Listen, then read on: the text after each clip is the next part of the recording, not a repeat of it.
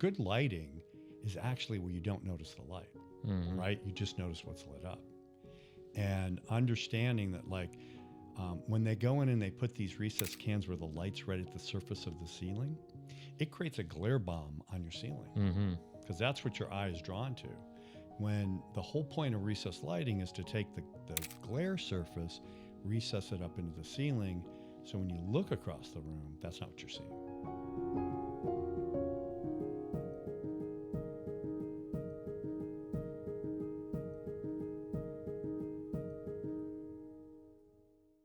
Hey friends, welcome back to the Your Project Shepherd podcast. I'm your host, Curtis Lawson, and I'm really excited about today's topic. It's something that I've been wanting to cover for quite some time now, and that is lighting design. And my guest is someone that I first became aware of about a year ago when I got a set of plans from an architect that his company had done the lighting design for, and I got that plan, and I was like, wow, this is so much better than a typical lighting diagram that I get from an architect. I love this. And when I talked to the architect, in fact, it was Arc3 Studios, who I've had on the podcast before. They were like, "Oh yeah, Martin's awesome. You should meet him and try them out."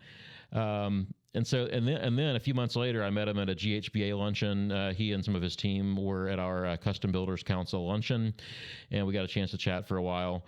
And so I'm really excited to have him on the podcast. So the man that I'm talking about is Martin Sunday of Martin Sunday Lighting Design. Thanks for being here. Welcome to the show. Oh, thank you. Thank you for inviting me. I'm really excited to get into this, but before we kind of get into the whole lighting design conversation, just tell us a little bit about you and your background and how you got into this world. So I started out in Los Angeles with Ken Paulson, Light Expressions, and that was back in the 80s. And that was back when they were using like torches and things to light the caves, right? It was different for sure. Different than today, there's no question. But anyway, I started working as his assistant, helping him. We were actually, one of our first jobs was this great restaurant on Santa Monica Boulevard.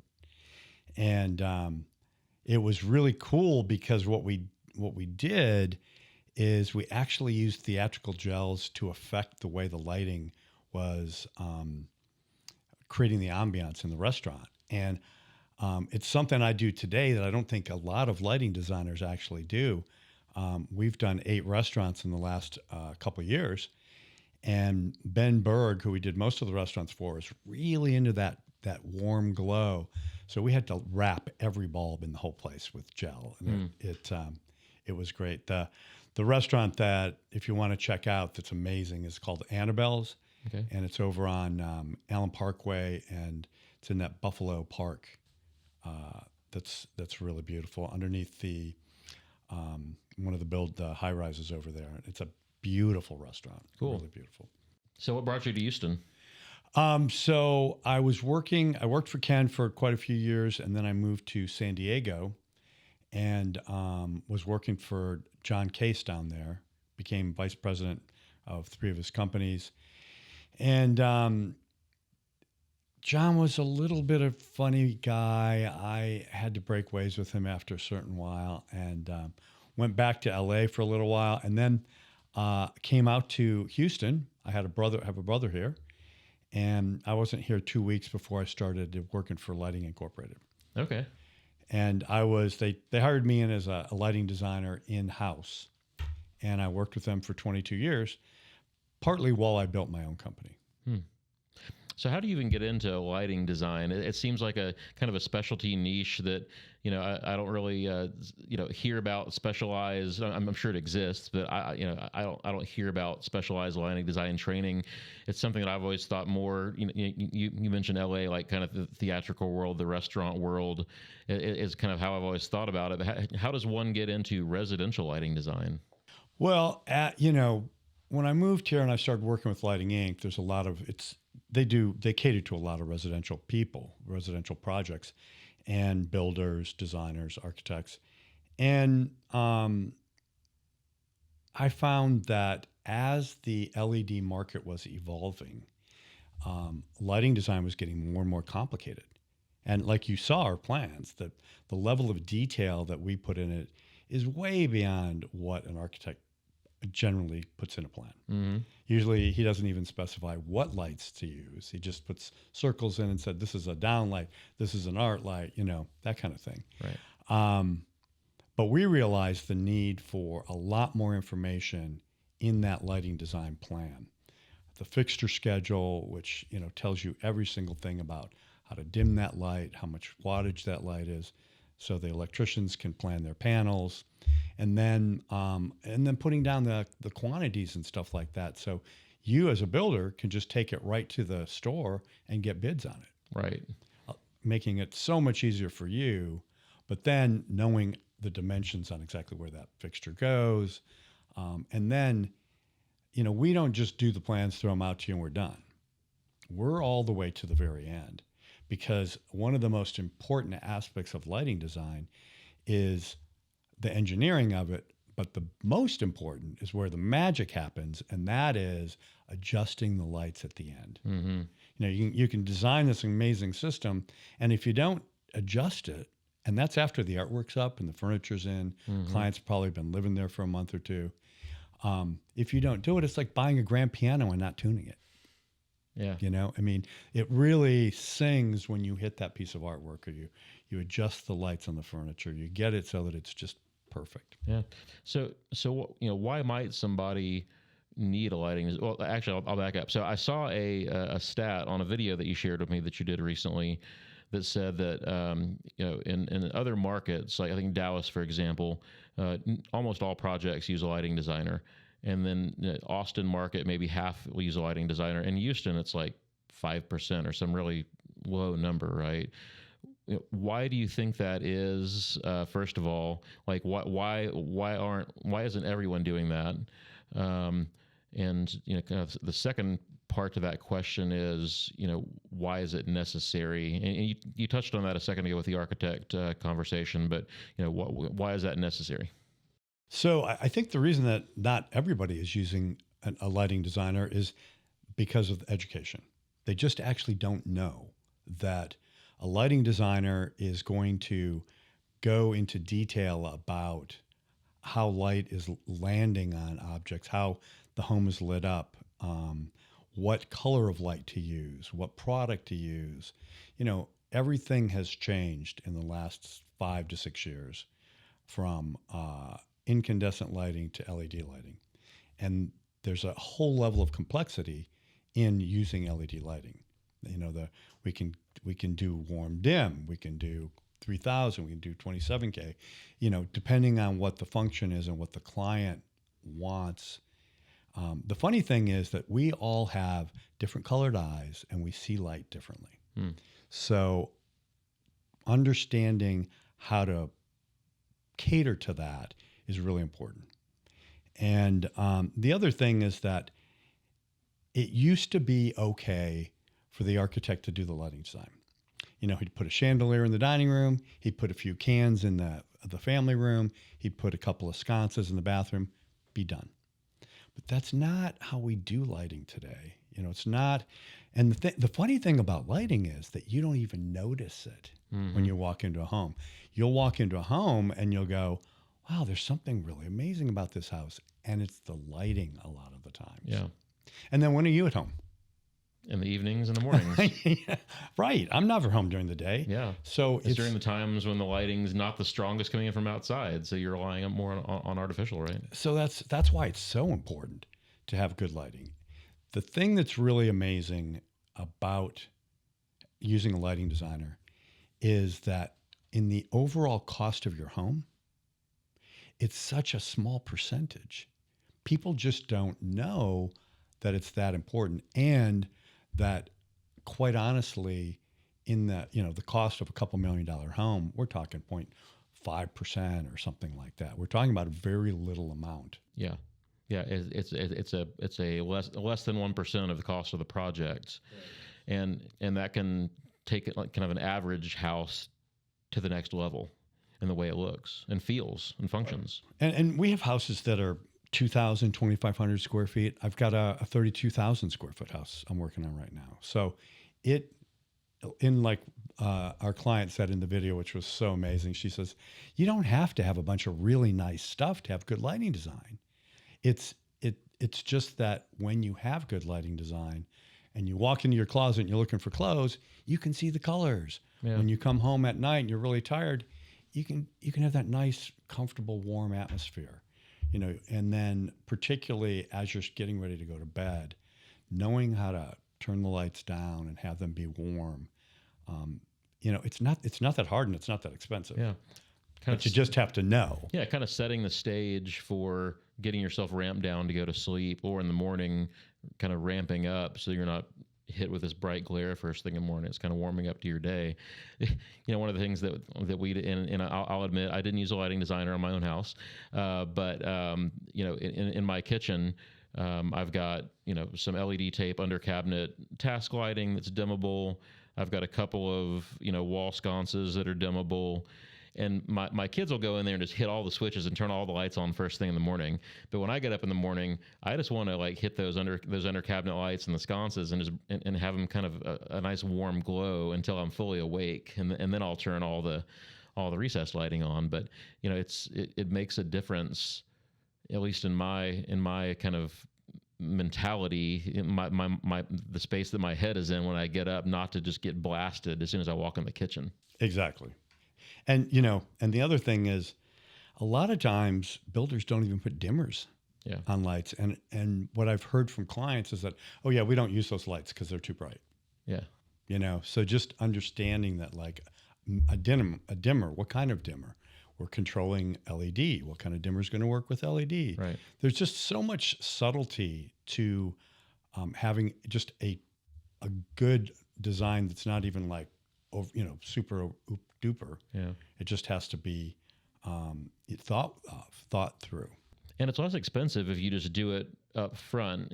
So my electrician, if I just put a dimmer in when he's installing the rest of the switches, that might be a $30 upgrade for that dimmer, let's say. Obviously depending on what kind of dimmer it is or whatever. But if he has to come back 30 days later, take out the switch he's already installed, then install a dimmer, it's a separate trip charge. He's removing something, it's $100 to do it later. So it's more than double the cost to come back and retrofit that. Same thing with the recessed lighting. If the builder just slaps in just the cheap $8 whatevers, right, and then you go swap it out later, you're going to pay the electrician to come back and do double work. So the cost delta for doing it the better way the first time, it really isn't that bad, but the kind of the penalty for doing it later can be painful. Right. Well, and we're not selling equipment. We're selling design. Yeah. So we don't put the highest level, most expensive equipment everywhere. We know where you can get away with putting a $9 can with a $35 trim in it, and it be the right light, like bedrooms, bathrooms, closets, but then in your common areas, you want a finer light. You want something that's going to pop a little more, have more brightness, and have adjustability. And so when we design, that's one of the aspects, is not just, I know lighting designers from Houston who actually have retired now. You go into his jobs and there are 100 cans, but that was his style. And we try to be a little more practical in our style. Yeah. Most of the clients that I talk to don't want their ceiling just littered with holes, right? They want to be more intentional about what they're putting in, where it's placed, and not overlight a space. Yeah, strategic. Being strategic about how you do it. The other thing is today we can go down to 4-inch, 3-inch, 2-inch, even 1-inch cans and have that ceiling not look like Swiss cheese. They're really much smaller. The cost to actually mud in a trim is not that bad. And then you don't even have a trim on the outside. You've just got the hole. Beautiful. It's a beautiful look. Yeah. So kind of back to, why somebody might need a lighting designer. I think some people, obviously, if they have special artwork or collections or something that they want to highlight, that's probably a very common thing that you deal with, right? Kind of lighting for specific task like artwork. But then also I was thinking about, people with either visual impairments or people as they age may need more lighting for certain tasks. And so it's being strategic about what's being lit? Do they have the right amount of lighting for workspaces or for safety transition points between heights and hallways and things, stairs, things like that, right? There's that, especially the as we age, we need more light. What's funny about that is that the higher Kelvin, the more bluish light, is actually better for us as we age. We're able to see better because of that. If you have a shop, even higher Kelvin, like in the 5,000 range, Right. you can see really fine, if you're working on wood or you're working with metals, stuff like that. Which is why in like office settings, you'll typically see the 4,000 or 5,000 Kelvin. Yeah, 4,000 is a really good for that because it also wakes you up. So the color of the light during the middle of the day is closer to the 4,000 and 5,000 range. Mm-hmm. And so when you're waking up, those are colors that are better to help your brain activate. Mm-hmm.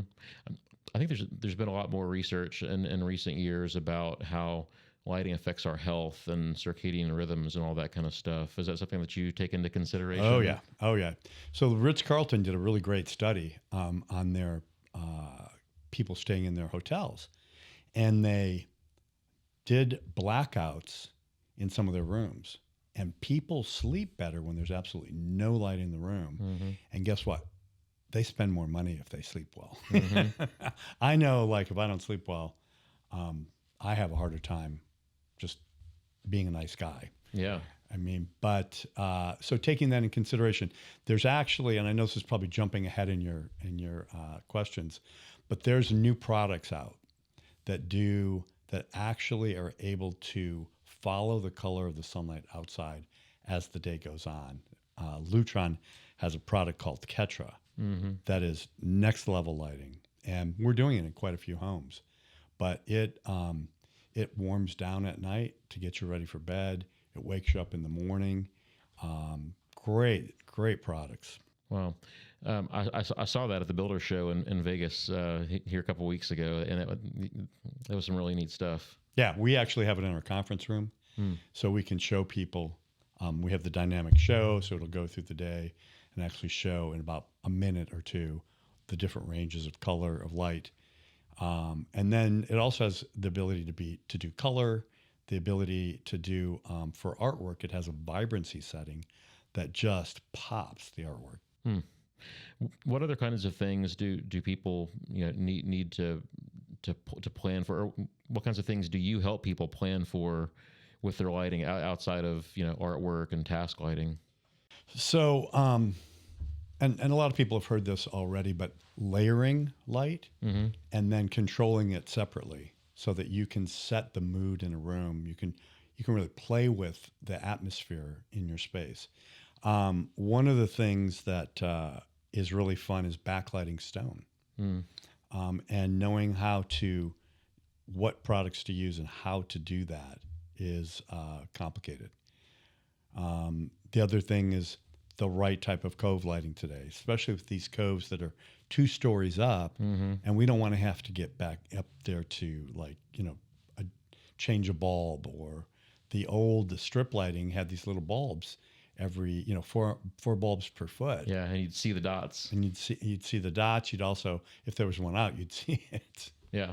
And so the new LED tape technology has just been a game changer, and all those things that you mentioned. So backlighting stone, yeah, I mean we've done those mats of LEDs under a piece of stone. It's just beautiful. Absolutely. We did a cube in a wine room. It was actually about this size, but it was stone on this side and stone on this side, and both of those sides were lit with the top. Amazing looking. But it's not just about that, but it's also about having coves, having different, like I said, different layers of light, but having them so that you don't see where the bulbs are coming from. You don't see the dots. Lighting cabinets with that old Christmas light looking LED tape is horrible, because if you can see it, it's not worth having. Yeah, and there's so many options now. Not just the tape has come a long way, but just the the accessories that go with the tape, like the track systems and the lens systems that go on that stuff, has really evolved. But you can't just use just a flat metal track and call it good for every application. There's different angles that should be positioned at depending on what you're trying to light, right? And different positions, like with under cabinet light, should be at the front or the back, and what angle should it be at? There's a lot of nuance that goes into planning the use of that tape. Right, exactly. And the thing is, with LED tape and doing cabinets, you put it at the front in a 45-degree channel, and it goes down and back, not just down. Mm-hmm. Like the old under-counter fixtures that we used to use, all of them just shine down. Yep. There's so many different like little nuances to lighting and how to use it, especially with we're talking about tapes.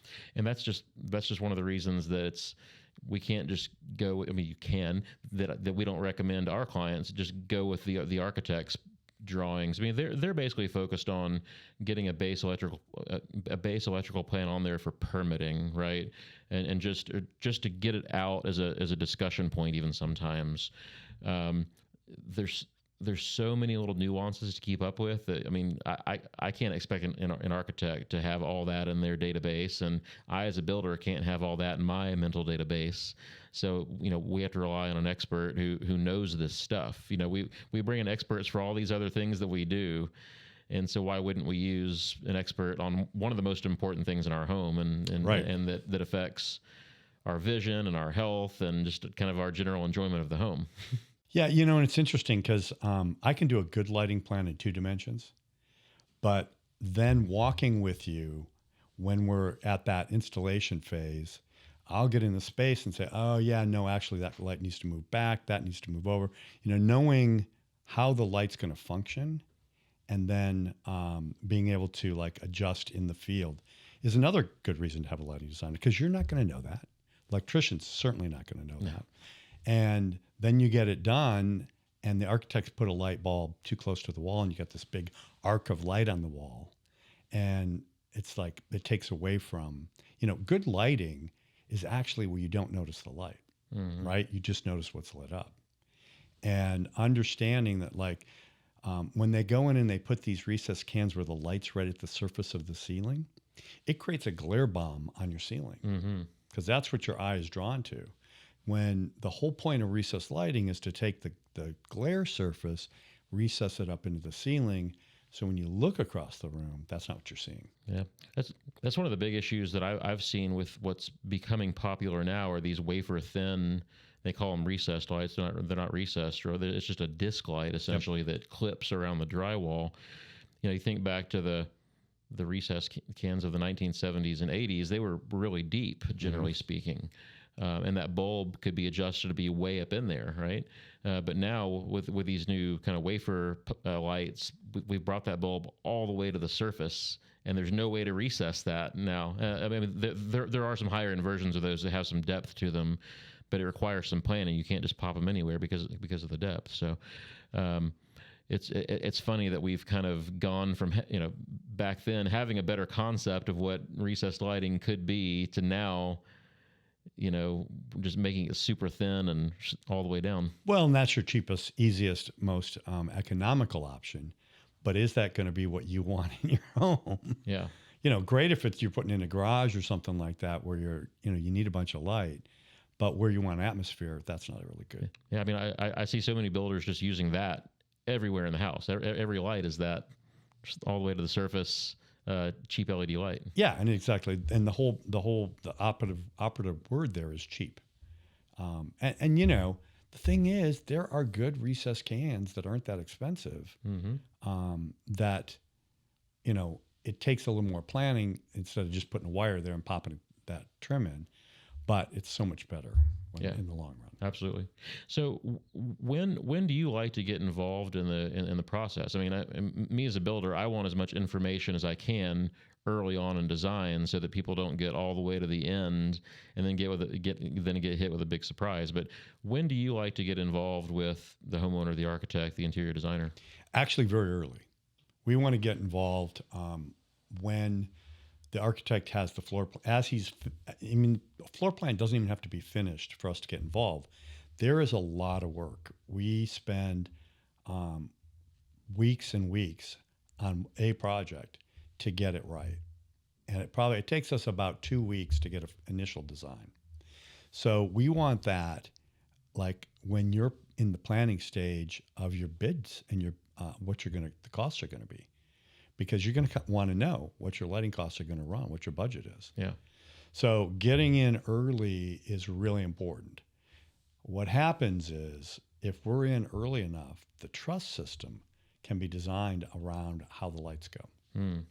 And in the installation of lighting, you always want your recessed cans in before your plumbing and HVAC. Yep. You don't see your plumbing, you don't see your HVAC, you see the light. So if the light, the thing about lighting design is symmetry is everything. As soon as you've got one can that's just a little bit off, your eye is like right there. I'm a little OCD myself, which actually for what I do is really important. Yeah. When it comes to lighting design, and I stress this with my employees, we can't be 99% right.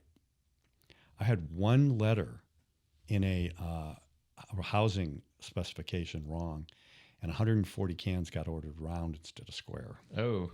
Yeah. So we actually have to be really, really specific. And when it comes to lining up lights and having them be symmetrical, they tend to go away. You don't see them when they're symmetrical. As soon as they're not, your eye is drawn right to them. We like to do called a box and can walk before wires get pulled, before ducts get pulled.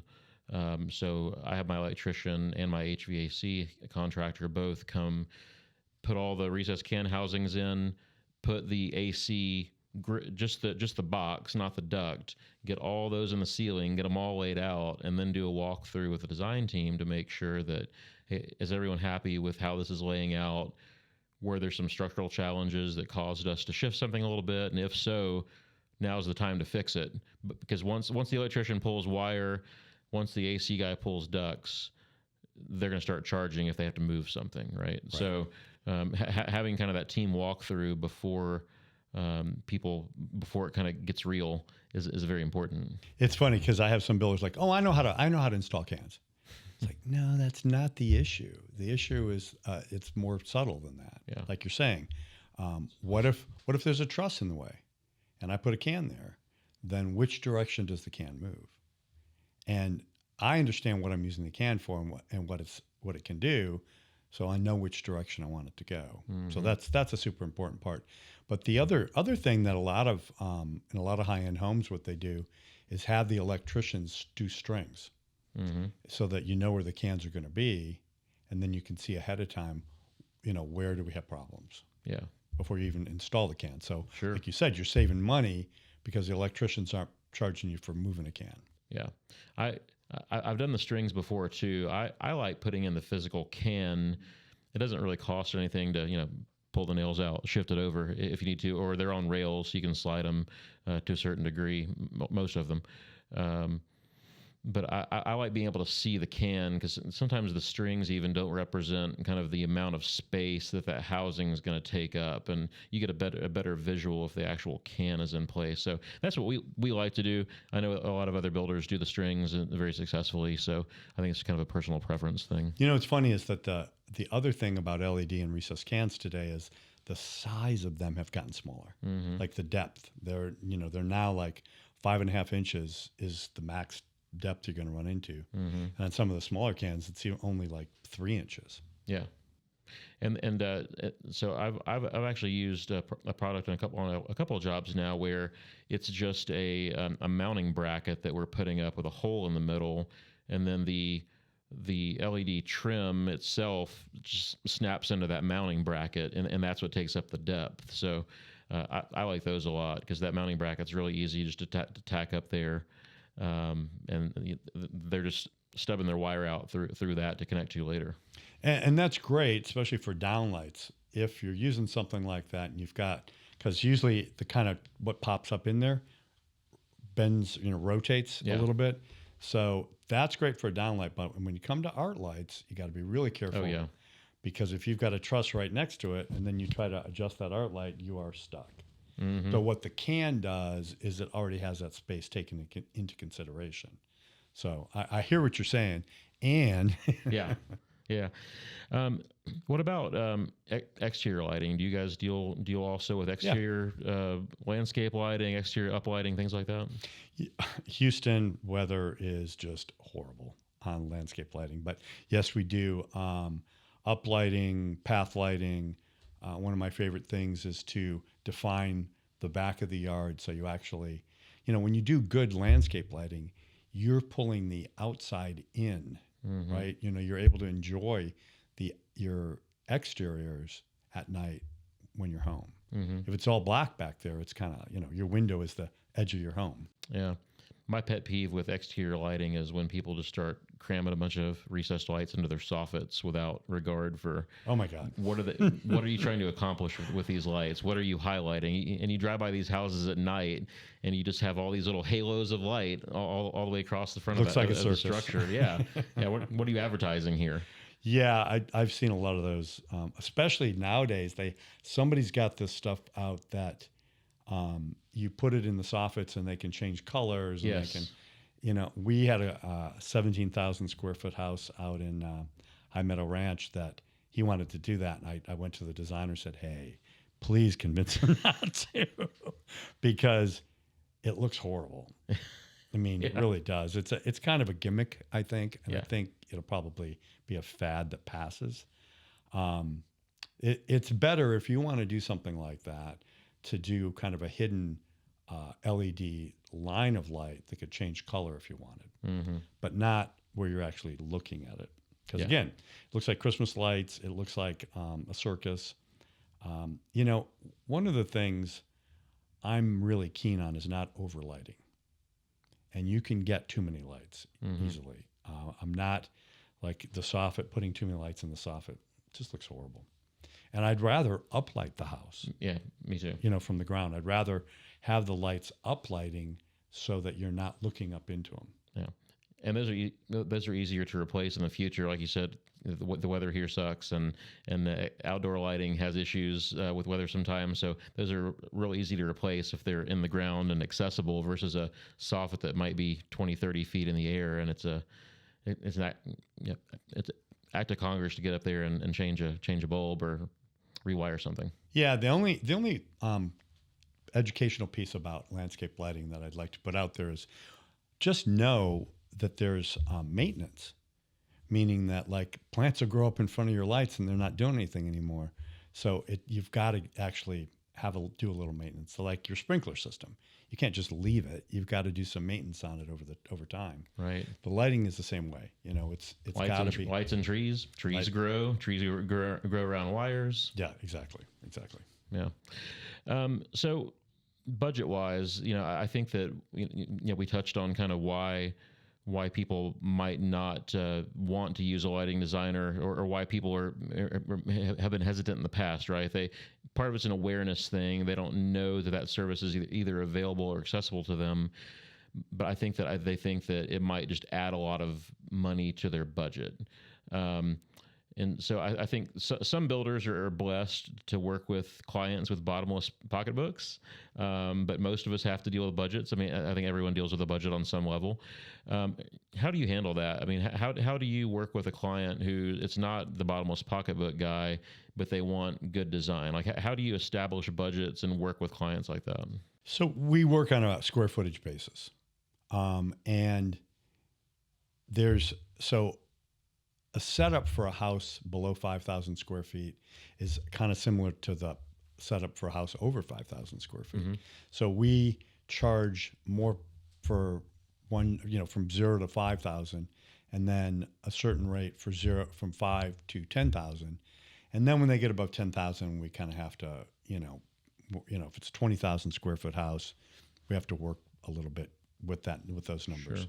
But, it's based on the square footage, but when you look at it in the overall cost of the house, like how much did you pay that architect? Yeah. I mean, and the architects are starting to understand that Some of our architects, like Arc3, they just build it into the cost of their design. Yeah, that's smart. Yeah. And so some of them are starting to realize that, you know, they know they're not experts in lighting. So what we do is we come in, we're just making their work better.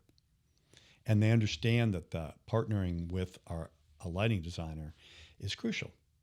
You know, they just don't, they've got so many details to keep up with that they would rather have somebody else be focusing on that.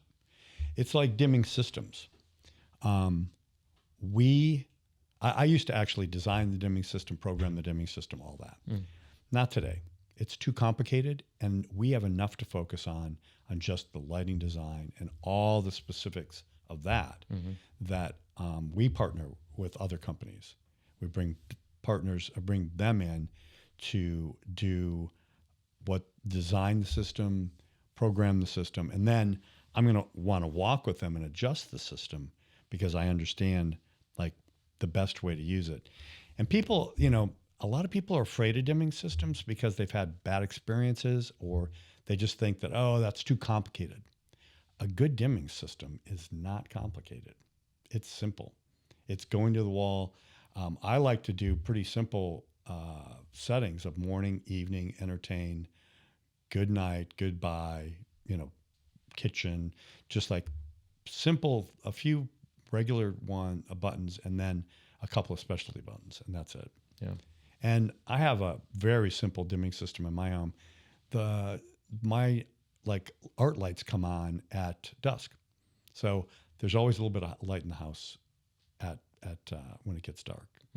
And if we're not in bed by midnight, they go out. So I did the same thing. I have some art lighting on a timer that's programmed to come on, and the same thing. It comes on at dusk and it turns off at 11:30 at night, and you know. I was just said just about that thing. Yeah. So budget wise, I mean, if I see this happen quite often, and it's no knock on designers of any sort, architects, lighting, or interior designers, because you know your job is to listen to the client feedback, understand what they want, and give that to them. I think sometimes people, you know, have really good taste on a budget, and so we get to the end, and they're like, oh wow, that lighting package or whatever that is that's being designed there is more than I can afford right now. You know, can you kind of go back and say, okay, this is your wish list. Here are some alternative products. Here are some ways to compress that budget a little bit to get you where you need to be. Another great reason to use a lighting designer is that we can do exactly that. We'll get in and we'll try to find out ahead of time in the beginning, you know, where are we at with the budget? Like what do you want, best, good, or the, you know, standard? And if the client gets in and says, oh, wow, this is really more than I was thinking, then we can adjust. But the thing is that the old lighting design of, you know, a recessed can is a $3 trim, a $5 can, and a $7 bulb doesn't play out anymore. No, it doesn't. You know, I mean, a standard light, you know, you can do, like I said, you can do a $9, $10 can and a $15 to $20 trim and get away with being, you know, your secondary areas, but not the areas that are really nice. You want something a little higher end. Yeah. I'm sure that you can save some money just by not overlighting, right? But by not having a million cans, you know, like get the appropriate number of cans for what you're trying to accomplish, right? And for the space. So you might not need 10 in the living room. You might, you know, 4 to 6 might be good depending on the size of the room and the ceiling heights and all that kind of stuff, right? Well, and that's the other thing, you know, a lighting designer's nightmare are these really high ceilings. Yeah. Because one, you're only going to get up there once to adjust it, and two, who wants to get up there to change the bulb? So, and having enough light to get down and be able to aim it where you want is super important. Yeah, the 20 or 30 foot living room ceilings, that little 4-inch recessed can is probably not doing a whole lot of work 30 feet in the air. You know, you're basically seeing there's a dot of light up there in the ceiling, right? But we do use 3-inch recessed cans that have 2,000, 100 lumens, and we can, with the right optic, get the light down. Right. So the new thing about LED lighting is we use a can where it's a recessed can. It's got the chip in it, the LED chip. Then we've got a trim, but we also have an optic, and that optic is shaping the light. So when we go through and do the adjustments, we're changing out optics to get that sculpting with light feel. All right. So to kind of wrap things up, I just kind of have a few last few questions I want to kind of do quickly, kind of rapid fire. What's the next big innovation that you've seen that's impacting the lighting industry today, and what do you see coming down the road? Well, it's control, for sure. More and more, we're having all our houses are smart houses. Our appliances are smart. Our homes are smart. We're able to Wi-Fi in and change things in the house. So dimming systems that work well with what the function of the home and the computerization of our home environment. One of the things that in design is we're starting to use a lot of linear lines of light instead of having a bunch of recessed cans. I mean, if you watch any sci-fi at all today, you'll see all of this where it's all lines of light. Yeah. And the cool thing is you have one power source. So you're not having to pull power all over the place. You've got a power source, and you can do some pretty fun things today where it goes across the ceiling, down the wall. Then you've got a design on the wall with it, or it goes down a hallway. That's one of the things that people are moving forward. Color is another thing. I think that people are starting to realize how affected they are by color and wanting a little bit of color in their homes. I've saw a house down the street and he has all these bulbs in it that are different colors at different times. And so I think color is coming in, and then miniaturizing. Everything's getting smaller. So the cans are getting smaller. The everything is just getting smaller. So the source of light isn't as big. And then the last thing I really think is the most cutting edge of anything that's happening today is that Lutron Ketra lighting. And the price is coming down slowly, but they've now just put out a 2-inch product that is amazing, totally amazing. All right. What advice would you give to construction professionals in Houston, so builders, architects, regarding lighting design? Make sure your clients have it, and then use it. Don't just think that when the plan's done that you're done with that lighting designer. Use them to come out to the job. There are multiple phases. We have 3 site visits into all of our contracts, sometimes more if it's a really big house. But coming out, like you said, that walk when the cans are in, super important.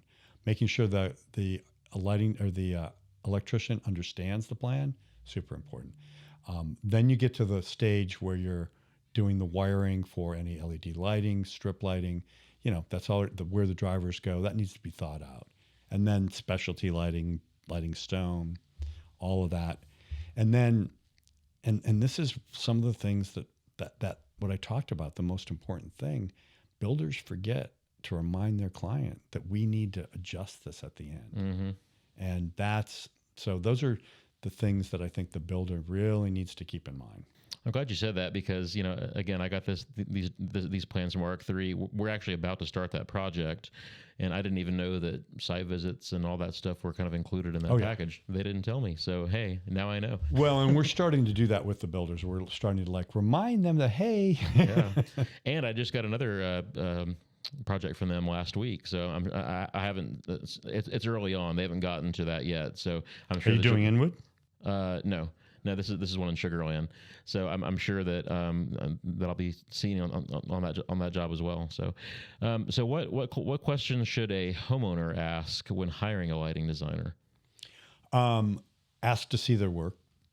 Ask them about their experience, and find out are there any hidden costs? What does your usual contract look like? How many site visits? How many revisions? How many? All of these things are really important because lighting designers, I don't know why, but our field has gotten a bad rep. That lighting designers that take advantage of people.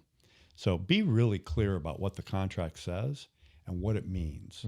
We actually send out with our contracts a step-by-step process of about 12 different steps of what happens on our projects. And I think that really helps people to understand why it's not just this is going to be $1,000 thing. Yeah. It's a complicated process. And you want somebody that knows, that's thinking about that.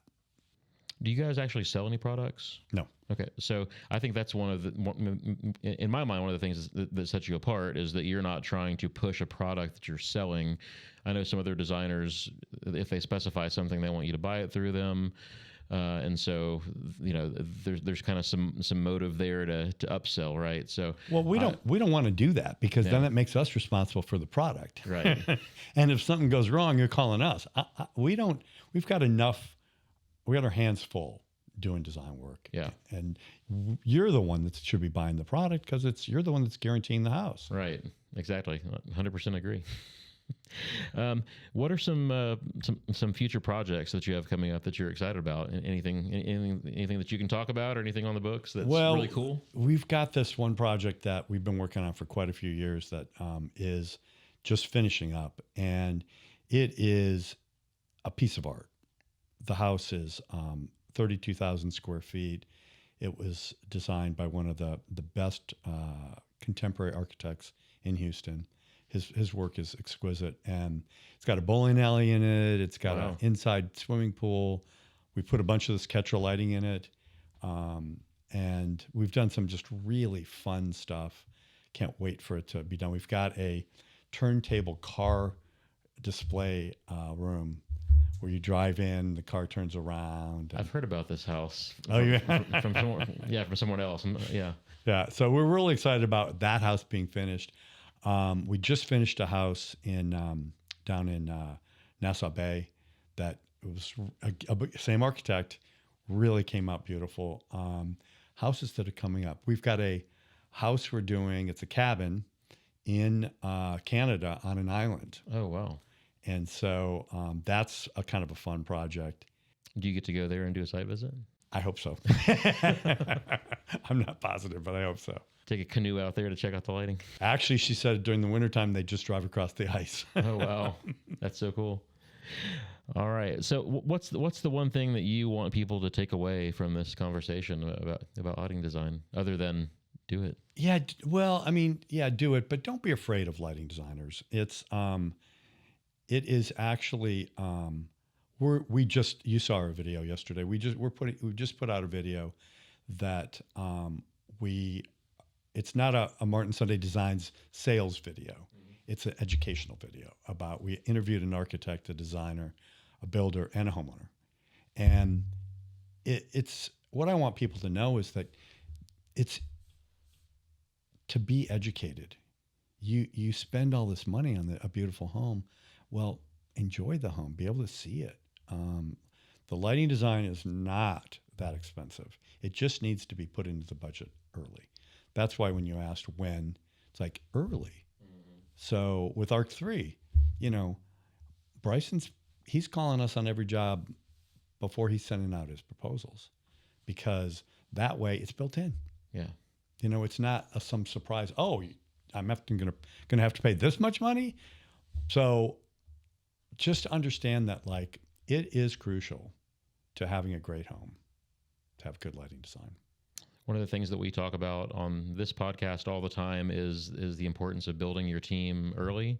And that, you're just one more member of that team that should be assembled as early as possible. It's, when you're hiring the architect, the builder, the interior designer, landscape architect, all these people that are involved in executing well a luxury home, especially, but really any home. It doesn't have to be a luxury home. It can be in any price range of home, but building that team is key. So the more information that we as builders have early on in the process, the more successful it's going to be. Absolutely. Absolutely. So I'm really excited to work with you on these couple projects that we have coming up. It'll be our first ones together, so I'm thrilled. Awesome. But one thing that I wanted to say was that I feel like the restaurant world, the hospitality world, hotels have been kind of like light years ahead of homes in lighting design for the last forever, really. It seems like you always go into restaurants and see really cool lighting. I think now there's more of a demand for seeing that kind of stuff in the home. People are realizing that, hey, I can do that here too. I don't have to just go to this fancy restaurant to see this. Well, it's actually easy. Yeah. It's very easy. It's just understanding how to do it is the key. Yeah. Well, and the products that are available now, I mean, just with, again, the LED tape, all the new technology, the control systems, it's made everything much more accessible than it was 10, 20 years ago. And not that expensive. No. I mean, tape has come down to $8, $9 a foot. I mean, it's great. And tape that doesn't have the dots, the chip on board stuff is fantastic. Yeah. And then the LED panels, those are amazing today. Yeah.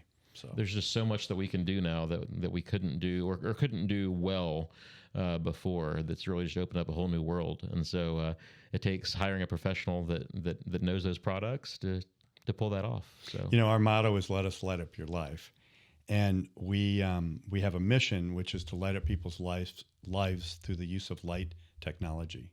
So we're kind of we have a little bit of spirituality to our company. We're working with light. I mean, we want to be a company that not only is doing a good job at what we do, but also fun to work with. I love it. Martin, thank you so much for being with us today. I really appreciate you coming. Thank you. Thank you, Curtis, for asking me. It's been a fun conversation. So, and thank you all for listening and watching today. Hope to see you again soon on the Your Project Shepherd podcast. Take care.